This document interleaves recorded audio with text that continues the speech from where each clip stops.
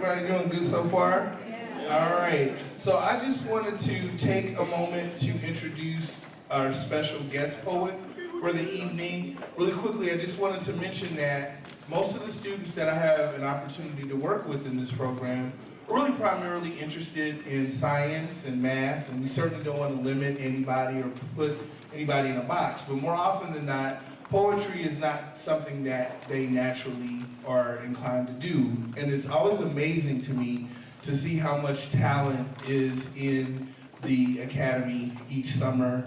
And sometimes there are certain students who really are excited about poetry and they want to do more and they want to try harder.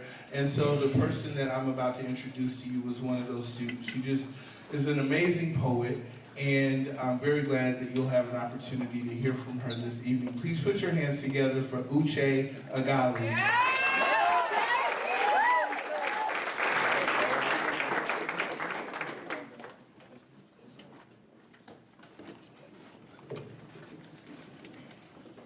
Hello. Hi. So this poem is called 8 Signs of an Unhealthy Relationship. It's funny how I let you mean too much to me. Let your opinions reside deep inside me. I'm sorry I couldn't be everything you needed me to be. But I lost pieces of myself trying. I can still hear you say how I intimidate you. How my intelligence frightens you. I have to dumb myself down to be with you. That's warning sign number 1. Yet I ignored it because I was happy, or maybe I just thought I was because it was the first time I ever felt love, ever had someone to fall back on. Yet when my time came to fall, you weren't there to catch me, and pieces of me lay scattered across the floor. That's warning sign number 2. Maybe I should have listened to myself more. I let you label me as crazy, as jealous, as overactive imagination. When you had the audacity to look her in the eyes and say you loved her, to lie to me for 3 months, to keep me as your dirty little secret when you knew how tired I was of the darkness found in closets. I am nobody's side chick. This is warning sign number 3. But this is warning sign number 3. Yet I still stayed with you. Not because I was happy, or not because I loved you. Maybe it's because I finally felt wanted. You said you would never hurt me. But I think that's something everyone says right before they hurt you. That's warning sign number 4. I learned to equate your words to lies. That's warning sign number 5. You blame me for getting catcalled. That's warning sign number 6. You believed a boy who told 3 different people 3 different stories over me, the one you claimed to love. That's warning sign number 7. My self-worth was at rock bottom when I was with you. This is warning sign number 8. When will I start listening to these warning signs? When will I stop equating my self-worth to your love for me? When will I realize this is an unhealthy relationship? Like bleach and ammonia, we are more toxic together than we are apart. But we've already made chlorine vapor. So all I can do now is stop inhaling the fumes. Woo!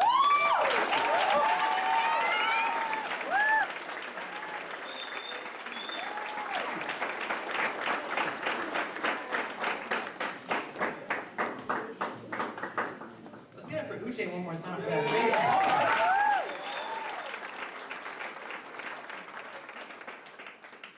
All right, next to the stage, by far, one of the best people I've met at this camp.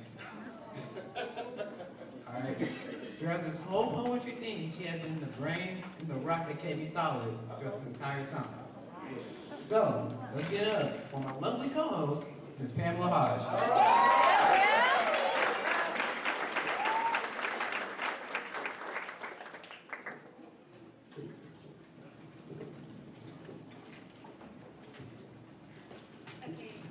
So my poem is called "The Present Created from the Past."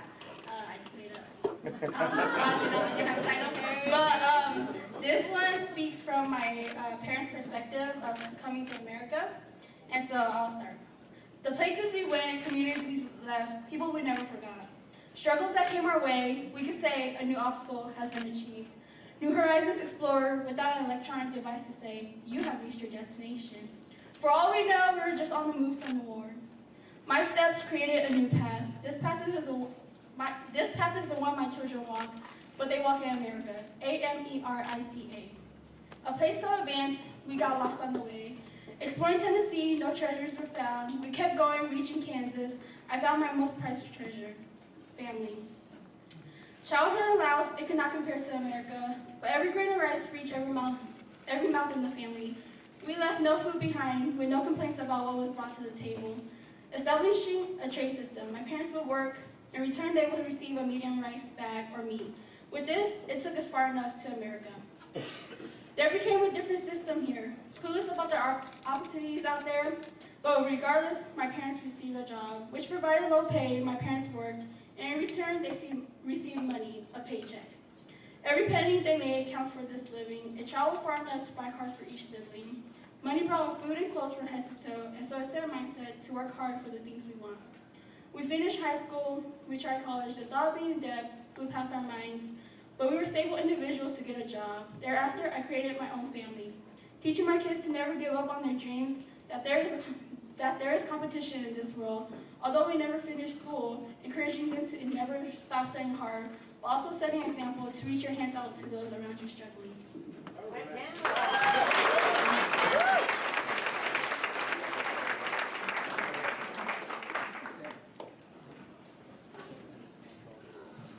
Let's give our Pamela one more time.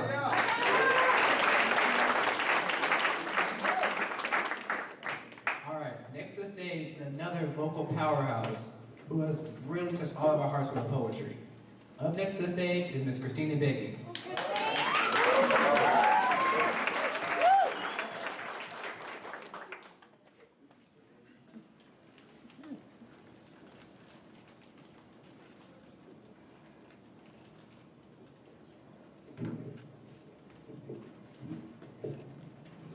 Hello, I'm Christine Baggy, and this poem is called Unable.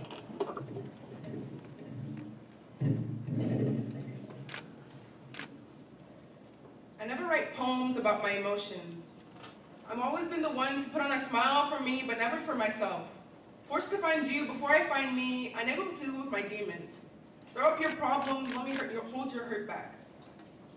I never write poems about my emotions. I haven't found the time. In between abandonment and dealing with commitment, I haven't found the time. I never write poems about my emotions. I've realized maybe I just don't know how to. Too many factors that go into the equations no calculator can process. I tried to pour them out through a pen. I tried to sing them in a song. I tried to tell you when I was cold. But these wrongs written for me can't be told.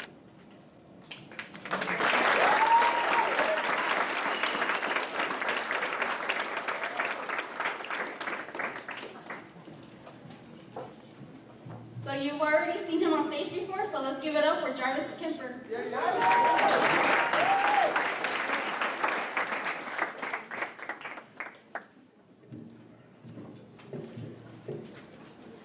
All right, so my poem is written in the style of Winston Gibbs' famous, really iconic poem, I Too Sing America. Now in this poem, I really explain how I see myself in society and how most black men see themselves in society. I too sing America, for I am the unwanted shadow. People close to me break my body and imprison my mind. But when I try to speak my thoughts and free my mind, society locks me in their shackles and throws away the key. But I stand tall with my head held high, and show my scars not for pity, but for praise, and preach my testimony of reality to all those who will listen. For tomorrow, I will be the voice of revolution and a shield from hate. Nobody will dare say to me, you didn't fight the good fight. Besides, they'll truly see just how human I am, and be amazed, for I too am America.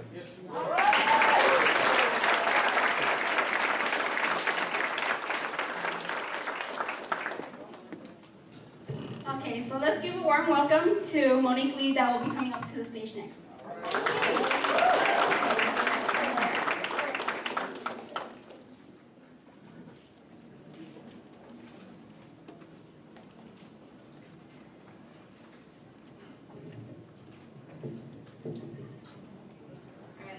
Hi guys. Hi.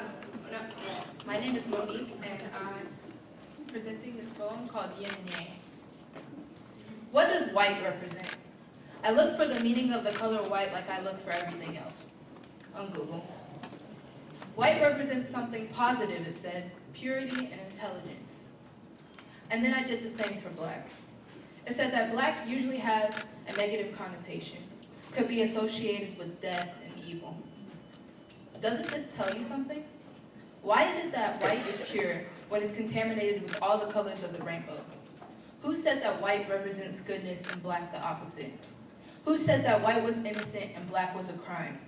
Who said that it was better to be white than to be black? Society. They tell black girls that you can't be beautiful unless you're mixed. You can't be worthy of anything unless you're mixed. Being mixed with something other than yourself is what makes you pretty. You can never be that way on your own because black is dark, evil, and cruel. Black men are terrorized by the police because their skin isn't the golden color, white. Their skin doesn't represent pureness, so why could they ever be innocent? But what if white wasn't pure? What if white was the one who contaminated black? What if it was the other way around?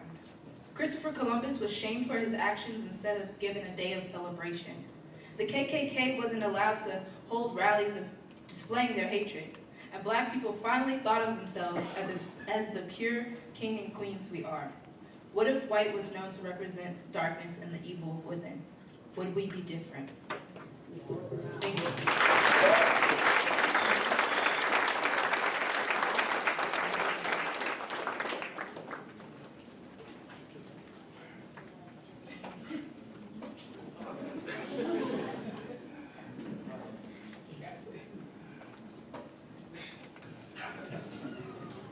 My bad. Kind of hit that for a second. But next, up next to the stage, you have Gita and Jessica performing their duet poem. Let's go.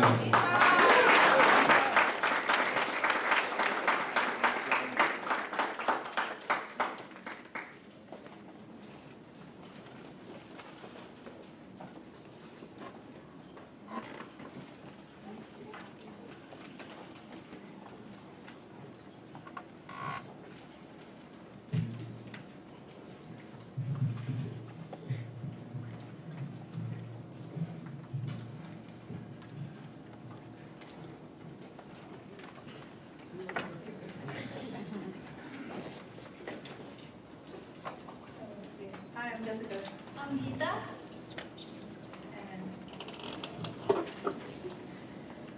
Okay, so people heard our poem and we just decided our title was going to be Young About 2 Roads. Yeah. Woo! Okay. We claim we hate society, but why haven't we changed it? Although this is negative, it went viral, so it must be cool. Don't hang with her. She's a Muslim. She doesn't belong here. Why is she wearing that on her head? These are the Things things you we constantly constantly see see. in every environment. We talk about racial discrimination, but yet you will step up when others need help. When others are being put down, we say we're not being affected by it and we sit back in silence. But little do we know, they'll come for us too. It's only a matter of time. Little do we know how we're cased in by the racial discrimination spread by corrupt politicians. We talk about wanting change, but we sit in silence. We're being as biased as this politician and we're supporting them. But why don't we ever step up against our government? We sit in the shadows because we are scared of speaking up. We are scared that when we do, our police that are supposed to protect us will come after our families. We see on TV ICE coming for our relatives, and still all we can do is grieve. Fear of knowing you can't rely on anyone because people see me as a rapist, a drug dealer, a job stealer, and or an alien. Watching videos online of elderly Hispanics being ranted on because they don't know how to speak American. Constantly questioning if you should really be you because you can't be who you want to be, instead you are who they want you to be. We live in a society where we want change but we don't want to change it. Thank you.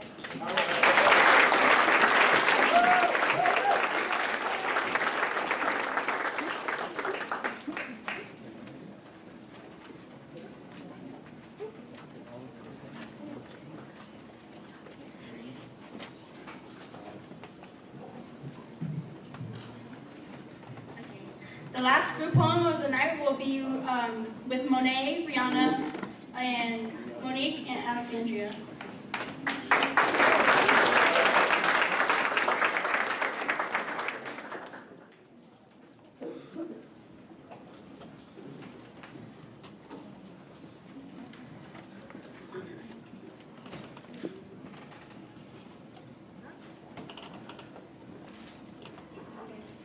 I'm Allie.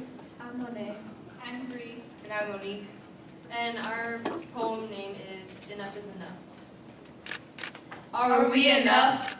Am I thin enough? Thick enough? They all say we're just diamonds in the rough, but when trying to perfect perfection, it gets too tough.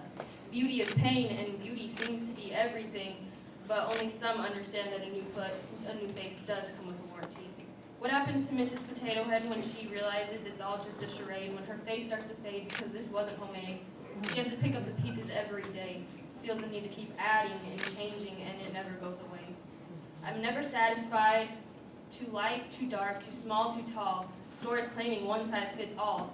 We're equally individual, so there's no need to get up and call it professional. We've been brainwashed into thinking it's all about the cut and paste, when it's really all a big waste, because we get scared of looking society in the face with our own natural features in their rightful place. Am I enough?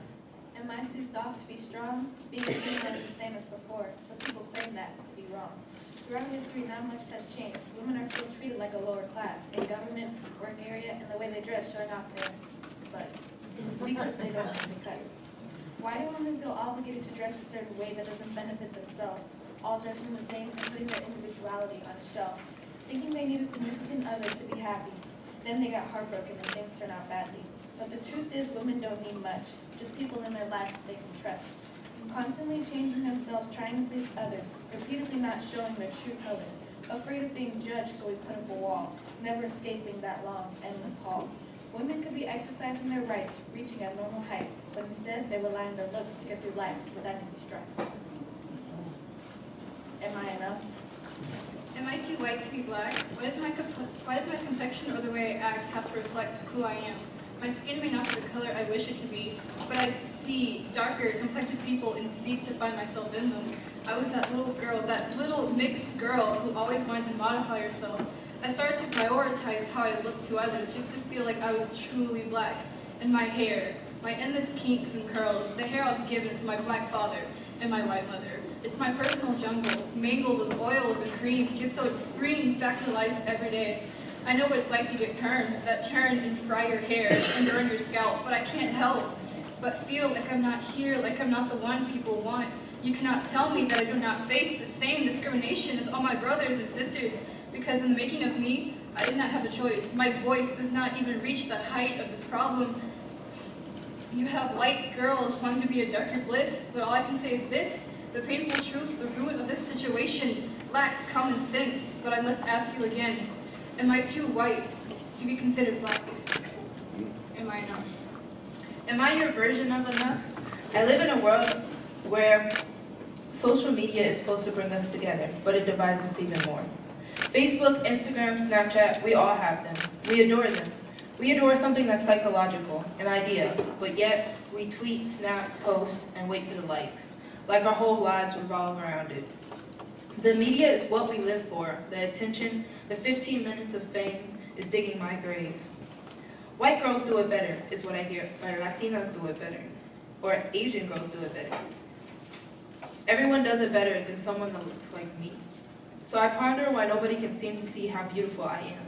The media can't possibly decide what race is beautiful or what race is not. The struggle to be beautiful makes my brain distraught. My beautiful black sisters are always overlooked, and it's time that the world see how beautiful the people are, especially the ones that look like me. Am I enough?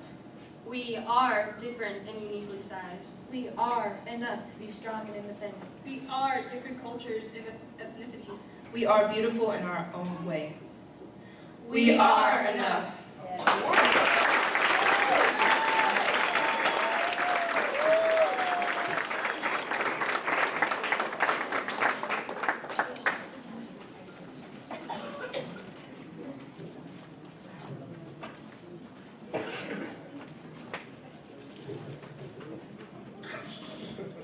All right.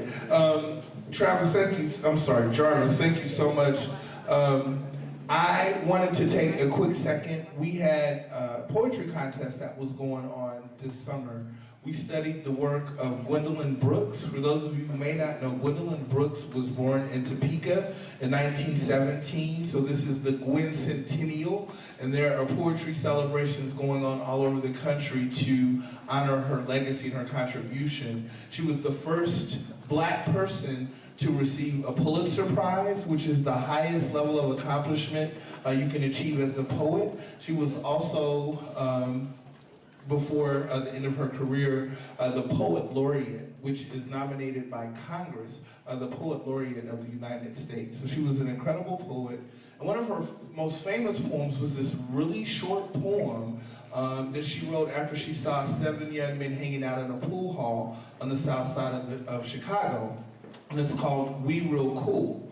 And so the challenge was for the students to write a poem that was inspired by Gwendolyn Brooks's poem, We Real Cool. And We Real Cool goes like this. We real cool, we left school, we lurk late, we strike straight, we sing sin, we thin gin, we jazz June, we die soon.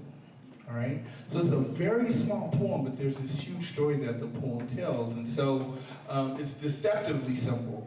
And so the students contributed. They did an incredible amount of work, but there can only be one winner this evening. And the prize is $50 in cold, hard cash. All right.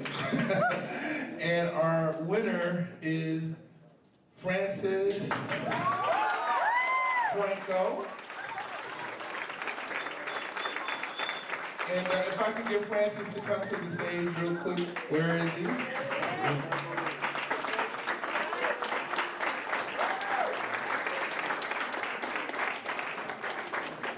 And I'm gonna put him on the spot. I'm gonna ask him to share the poem that he wrote, inspired by Gwendolyn Brooks's poem, We Real Cool.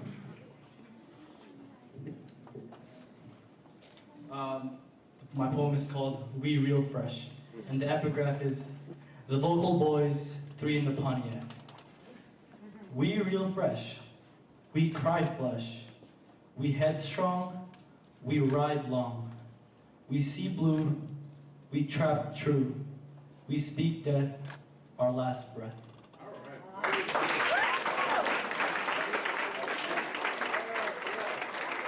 Let's hear it again for Francis. Jarvis, I'm sorry I interrupted, man. I wanted to get that done before we ended the evening. So please put your hands together again for Jarvis, who I interrupted. I'm so sorry. All right, coming next to the stage is Miss Adriana Suarez. Let's get up for her.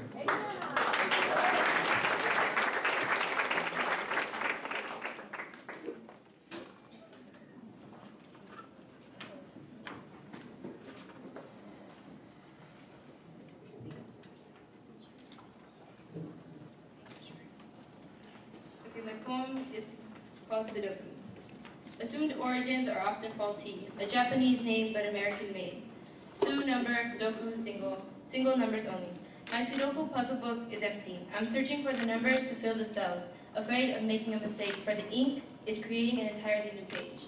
I have filled every other puzzle with the numbers 1 through 9, leaving blanks and crossing out my mistakes, starting off new each time. Each puzzle stands on its own, with its own arrangement and its own riddle to be solved. Although they still have a few things in common. It all starts with the number 9. 9 rows, 9 columns, 9 boxes, 9 numbers. A 9 by 9 box, yet there really are no limitations.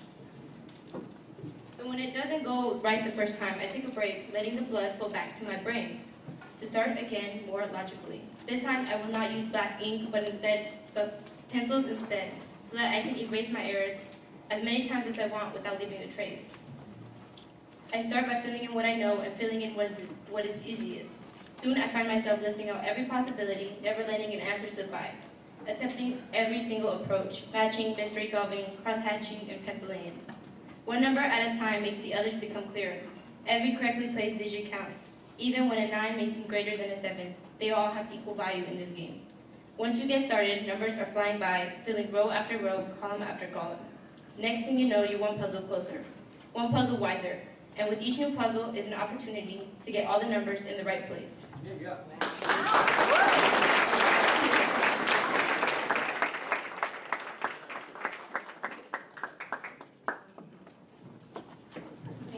Get ready to hear from Angel Villanueva.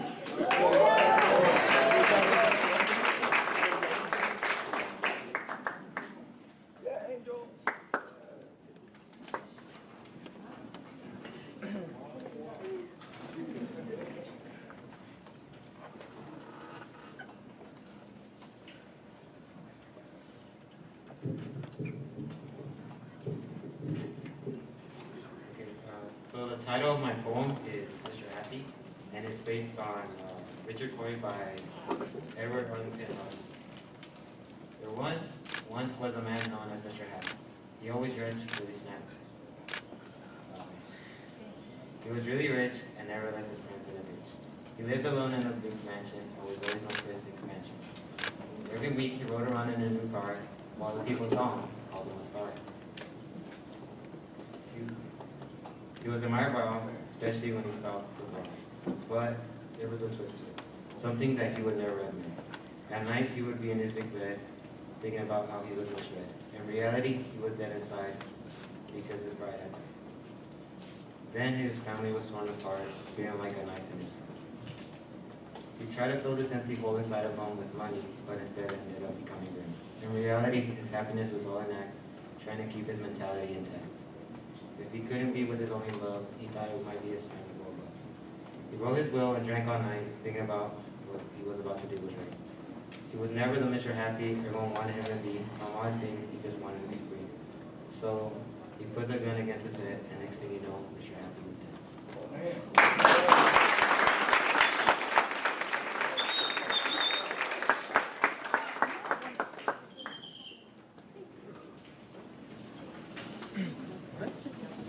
Let's give it for Angel one more time.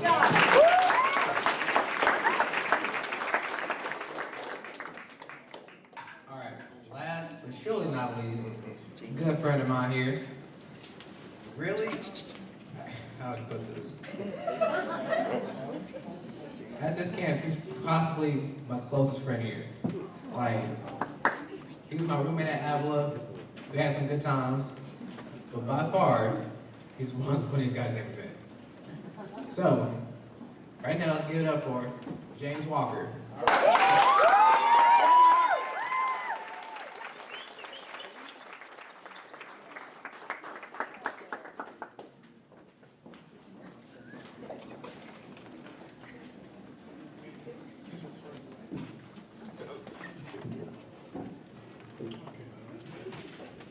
All right.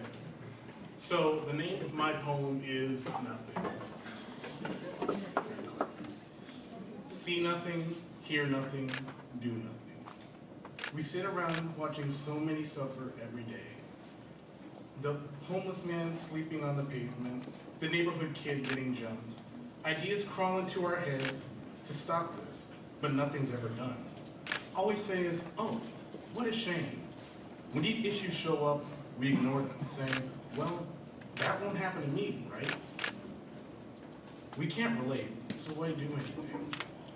But we're only human.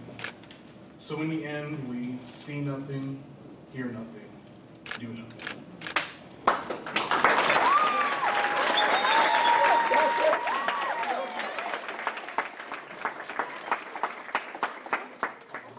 What a fitting way to end the evening, to kind of remind us of how important it is for us to not do nothing, but in fact to do something. And with doing something in mind, would you all please put your hands together for every poet that got on this stage tonight and did their thing. You all are amazing. I do want to correct myself.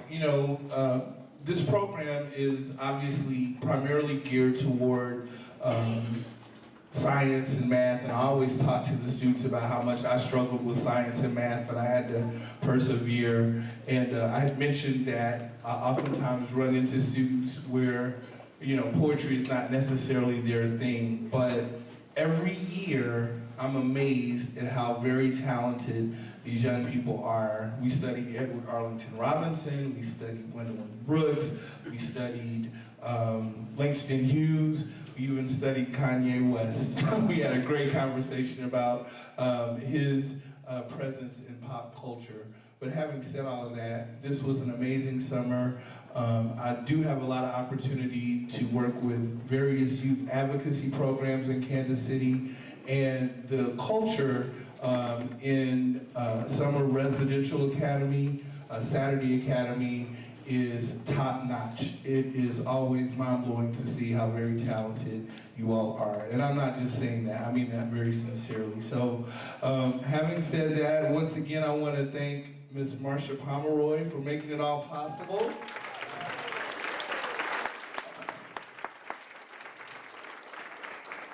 The American Jazz Museum for allowing us to use this incredible venue. I want to thank all of you who are friends and family, parents, grandparents, aunts, uncles, cousins, brothers, and sisters. The fact that you all come out and support this program, and it just makes us a larger extended family. And this community, I think, represents how America should truly be and what America should truly look like. So thank you all so much for this opportunity. God bless you all. Have a good night. Be safe going home.